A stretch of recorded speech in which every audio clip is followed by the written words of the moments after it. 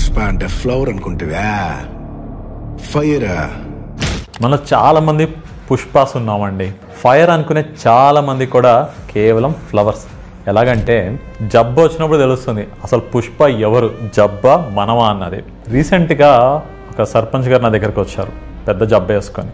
ఈయన రోజు వాళ్ళ ఊర్లో గొడవ తీర్చడం, ఆ పార్టీతోనే ఈ పార్టీతో కూర్చొని మందేయడం, ఇలా కొన్ని సంవత్సరాల నుంచి నడుస్తుంది.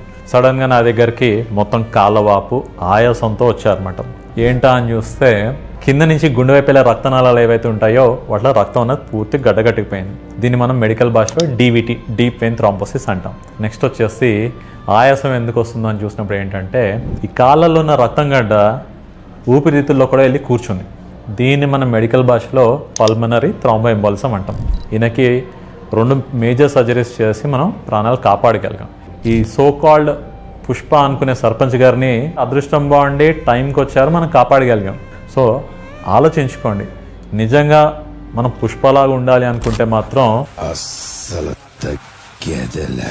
సినిమాలో చూపించినట్టు నేను మందు తాగుతా, రోజు సిగరెట్ తాగుతా, ఏమీ కాదనుకుంటే మాత్రం అదంతా ఒట్టి మీ అపోహ మాత్రమే.